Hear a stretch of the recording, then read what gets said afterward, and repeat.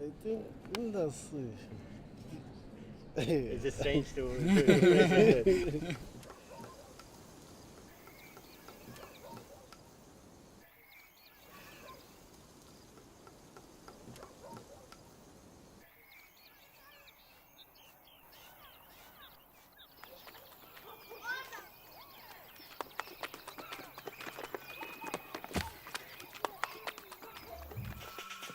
I came back to South Africa then with the idea to shoot a movie.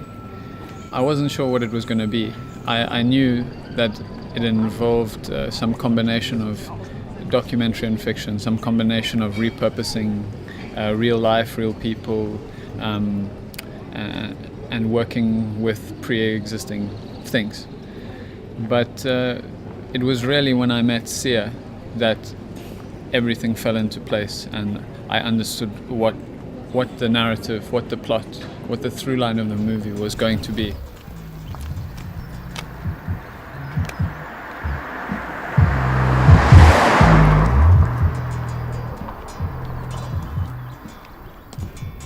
It's a place which is very close to where I grew up, and I had been in my life to many townships and places, and I had previously done some relief work and worked with some organizations in other townships, and I knew a lot about Mpopomeni, but I had never been there myself for an extended period of time, just once or twice.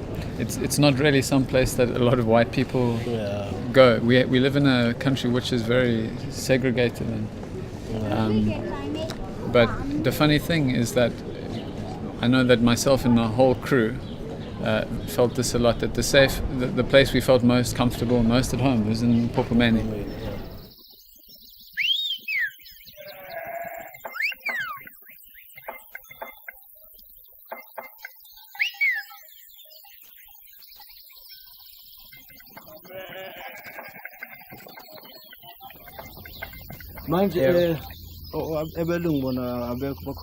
just ring the buzzer and say you're selling Bibles, the New King James Edition. Oh, yeah. Sure. Sure. No, just some guy was passing by. I think what's really important and what we wanted to touch upon in this film is that on a personal level, on an individual to individual basis, skin color is something very surmountable. It's not very important. The skin color doesn't mean a thing. So what matters is what you have in mind. So for me, because I wanted to share the idea that I have with George, also for him, I think he was also have the same idea. So before I go to meet up with him, I didn't have that kind of like a black or white or Indian. So I think it wasn't difficult for me just to go to meet up with George. The only struggle that I have was the taxi fee. That was the only struggle that I had on that time. But with the card, no. A bigger level, on a structural level, it is a huge tension in the country. And because of the structural perception, it then filters down into different segments of society, and they start to build up certain ideas or opinions. But I think, as I've mentioned before, the film, we try and show and trying to create this sense of bridges, the sense of how discourse, how interaction can occur, and how something which is very racial can be something that is not racial at all. Bukan, nadalan dia. Oh, dia nadalan dia. Kan gua bergantung minyak ke nyadan. Minyak, dia nak ke kau bayar orang dalan dia. Minyak. Aku dalan kafe.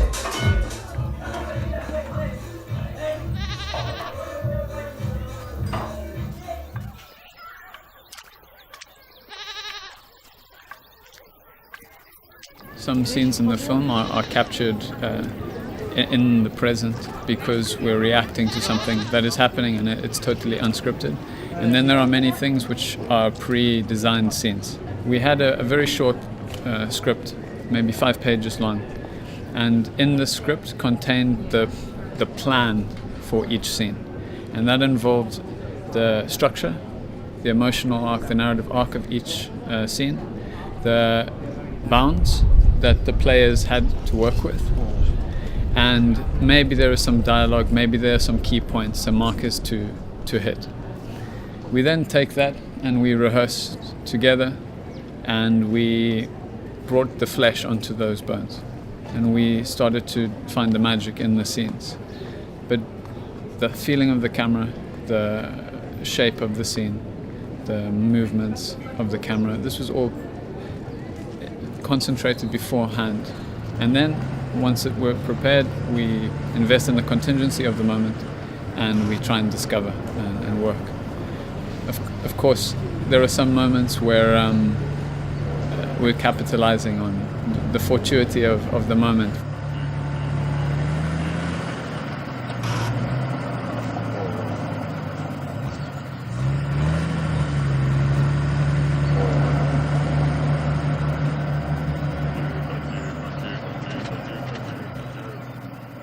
One of the big topics of the film is this idea of transportation, of a crisis of transportation. And when Siya has to try and get money to get a taxi, when you see that he has to walk in many, many places, and that effort, we stay with him walking, and we fix our camera on him, because it's important that every step costs something pictorially, because it's an issue, it's a problem. When people can't move their bodies around, they can't take the opportunities best in their lives. I think a lot of people take for granted the ability to travel around and be in some place at some time, to take an opportunity. But when you can't move around, your world becomes much smaller.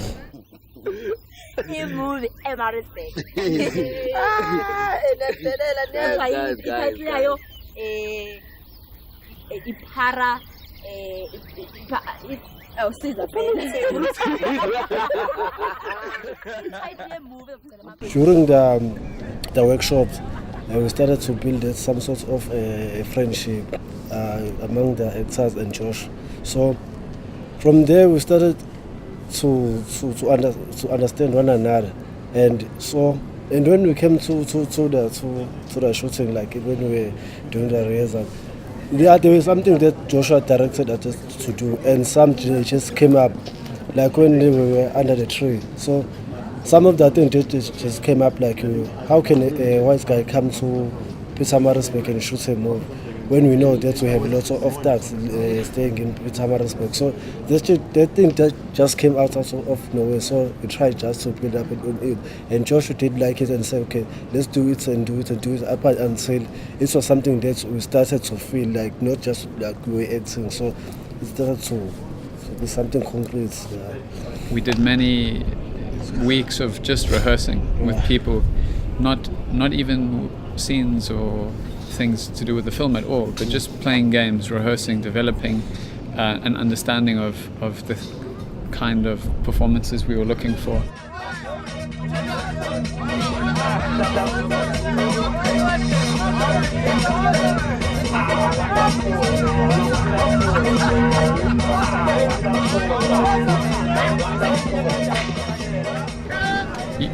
You know, with this kind of film, with the kind of concept and structure, it's more that I'm meeting people and we're growing a relationship, and I'm discovering elements of the character which are touching, which are intriguing, which are important. Through the process of spending time together, of doing rehearsals, we can be comfortable enough to trust in our instincts, to trust in our qualities. And from Siya, from all of the other actors, even from the crew, from myself with the camera, it's working very hard before the moment to trust in ourselves and trust in these good qualities, or these qualities of interest that we have, and then in the moment believing in them. Nah, it's not easy, but we had so much time focusing on our character rather than memorizing the lines, reading the script. Those few weeks did help us to live up in our characters.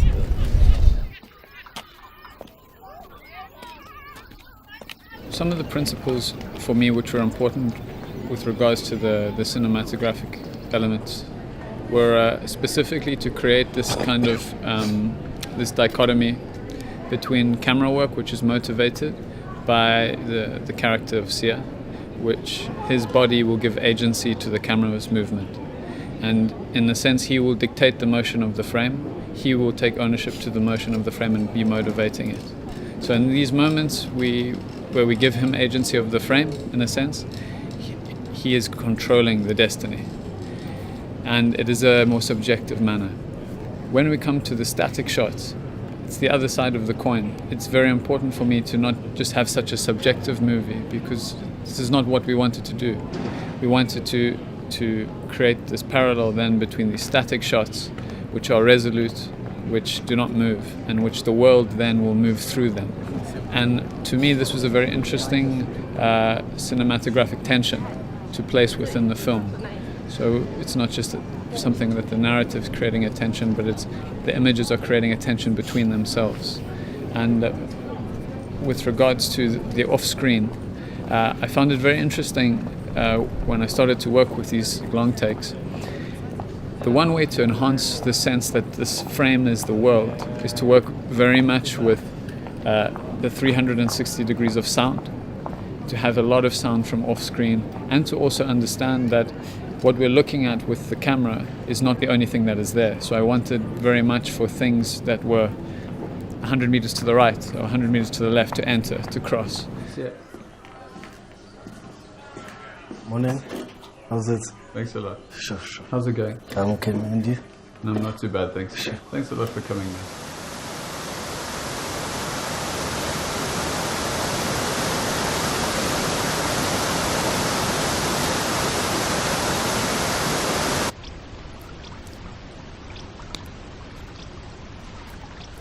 This river is an important sense of moving back into the past. In the perceptions of people back in South Africa, I think we often get misrepresented, and people make documentaries about our landscape and our people, and that through this moment in the film I just want people to for a moment get a sense of how it is for people in South Africa, how the ideology can work, how the perception can be. You know, we often think of the future as in front of us and history as behind us, but I think that there are also, maybe it makes more sense, as a lot of people do, to think that the future is behind us, because we know the past is in front of us.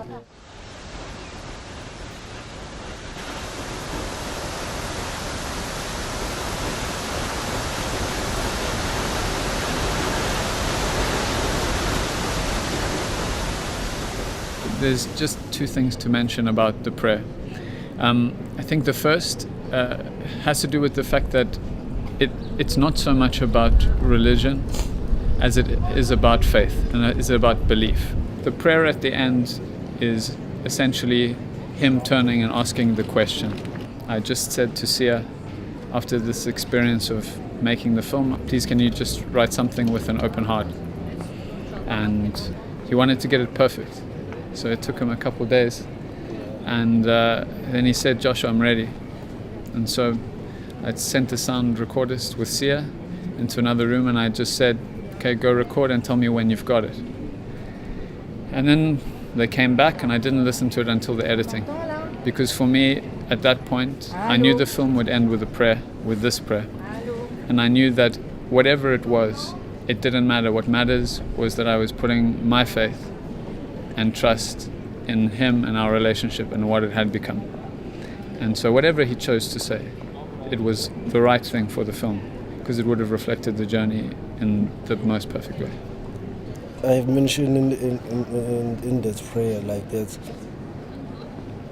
if the meeting that I had with George would be a success, I was hoping that maybe one day, because we are living in a society that we don't get much opportunities, like if you want to be a film star. I am now here in Locarno because of him. So I think this was my way out from the film. So I could say that that prayer on the film has been answered today, because I'm here because of the prayer. I think today has been my way out. I can say that I'm feeling excited.